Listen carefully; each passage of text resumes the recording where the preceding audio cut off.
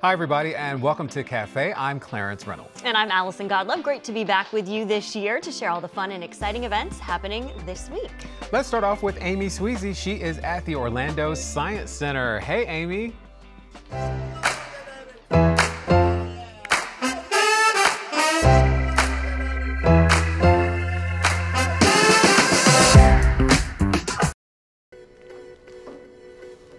Okay.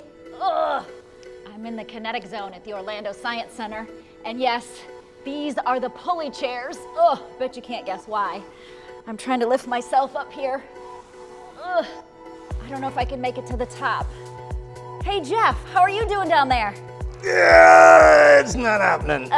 Science is not my friend today. All right, Jeff, well, how about you show me something else in the kinetic zone? That sounds like a great idea. All right, I'll be right down. All right, this is literally science in motion, Jeff. Tell me more about the kinetic zone. Kinetic zone is all about physics, it's about engineering, it's about kinetic energy. All of Orlando Science Center is STEM, but what people kind of visualize when they talk about STEM is really right here in kinetic zone. All kinds of interesting opportunities like this Bernoulli table, Magic. which is using the power of air to levitate balls. We also have engineering challenges, which are challenging people to use their problem-solving skills, their collaboration, their critical thinking, all those important STEM skills. I'm terrible at it. This is my revenge on the pulley chair. Right. Very cool. All right, so what else is in here? We've got some simulators. We've got these great engineering challenges where you can create contraptions that go down a zip line.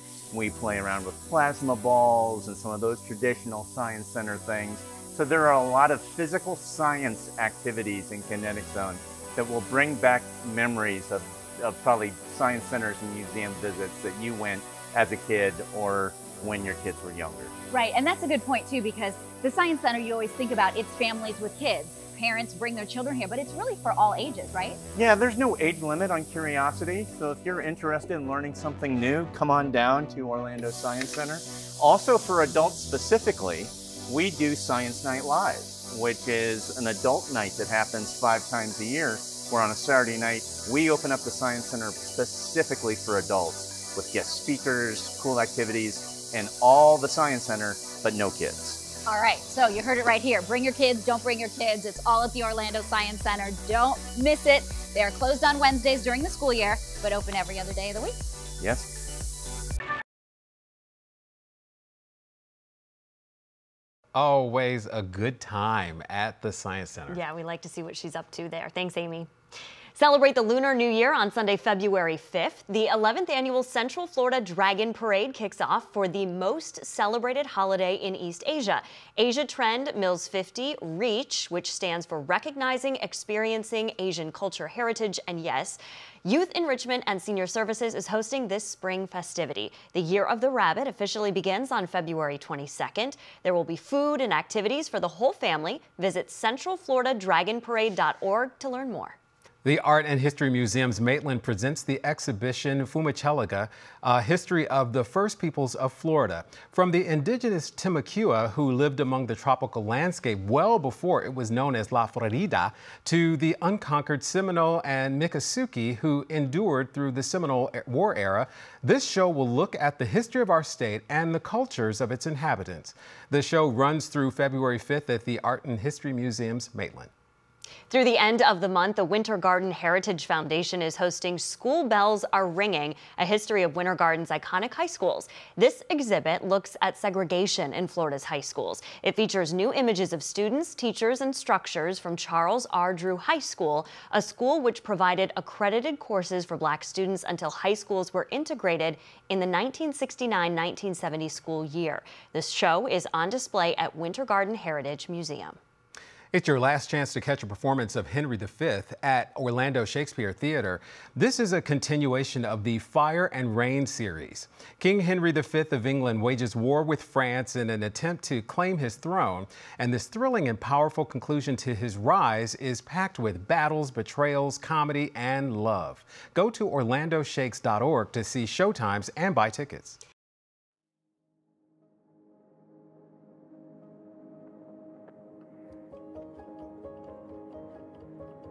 Kathy Berlinski is joining us now. She is with the Bach Festival Society of Winter Park. Thank you so much for being here, Kathy. It's a pleasure. Thank you. Good to see you, and congratulations. This is the 88th annual festival. That's incredible. 88th annual festival, never missed one. That's incredible. So how did it all start then? Well, a very small group of people in Winter Park staged a single organ concert on a Sunday afternoon in 1935 to celebrate the 250th birthday of Johann Sebastian Bach. So if you do the math, he was born in 1685. And that single concert now has evolved into a month-long festival with over 15 events and year-round programming. So much has happened over the last 88 years. Yes. And it's all based to honor and celebrate this one man, but all of the musicians and composers who were influenced by him, which is pretty much everybody who ever wrote a note. The Beatles, Lady Gaga, Deep Purple, Procol Harum, members of all of those bands will tell you that their work was profoundly influenced by the musical technique of Bach. And so that gives us a big canvas to paint on. Yeah, so I guess you could say, you know, maybe if you've never been to this festival before, maybe you don't know a lot about Bach, you could still go and you're going to get something out of this. Absolutely, absolutely. So tell me a little bit about this. It's a whole month long, so there's a lot going on. Tell me a couple of the events that we can look forward to. Okay, well, there are events that try to fulfill each one of our objectives. We want to delight people, so Concertos by Candlelight, which features beautiful music in Knowles Chapel on Rollins College campus with just pillar candles all over the place. It'd be a great date night. It's the weekend after Valentine's Day. It's just pure, lovely music. Then we have music that informs. One of our concerts is called Venus Ascending, Women of Note, and this will celebrate the music of women composers over 300 years whose music was not exposed or taken seriously early on simply because they were women. Our conductor and artistic director, John Sinclair, believes that it's really important to share this great music. We've also featured music by people of color. We want our audiences to know that many people over the years of all walks of life and ethnicities and genders have provided the world with great music. So that would be Venus Ascending. We have a group called Bach Vocal Artists who are musical fellows that have been gathered from all over the country and come here a few times a year. They have a really tight harmony. They're incredibly talented, and when they're not singing, they're out in Orange County Public Schools sharing music education with children of all ages. So that also follows under our Inform mission. There's a wonderful program called Spiritual Spaces, which is just peace and quiet in Knowles Chapel and lovely music. It's not necessarily religious, but it is deep and spiritual and profound. So those are some of our many highlights. We always start off with a free organ concert. Paul Jacobs, who will be our guest this year, and he is funded by an endowment at Rollins College, is considered by many to be the best organist in the world. And we always conclude with a massive oratorio with 180 singers and a 60-piece orchestra composed by Bach. And this year it will be the St. Matthew Passion, telling the story of the final hours of the life of Christ as told by the Apostle Matthew. And it's a glorious, glorious piece presented in a very respectful and somber but beautiful way. That sounds incredible. Yeah. So you've mentioned Rollins College campus several times. Talk about the relationship that this festival has because it's on the campus. Well, thank you for asking. We were founded at Rollins, and Rollins gives us performing space, performing venues, two of them, Knowles Chapel and the Tiedtke Concert Hall, and we use those without charge, and we also have office space there. However, there is a perception that Rollins also provides all of the funding for the Bach Festival Society. That is not true. We have a $1.7 million operating budget, and we have to raise every bit of that through charitable contributions and ticket sales. We also have begun an annual practice of once a year, perhaps twice, going downtown to Steinmetz Hall, where the extraordinary acoustics and its large capacity allow us to share our music with a broader audience, because as audiences and demographics change and evolve, we need to draw new people, as well as letting our existing patrons experience some of our music in the majesty of Steinmetz. Yeah, that's wonderful. So this obviously takes place throughout the month of February. What else is going on with the Bach Festival Society throughout the rest of the year? We have year-round programming. Our fiscal year and our performance year always starts in July, and we've always done an old-fashioned Christmas concert in Winter Park. And that's always free. I'm sorry, did I say old-fashioned Christmas concert? I meant old-fashioned 4th of July concert. Oh, gotcha. I was like, old-fashioned yeah, Christmas works really, too. in July, okay.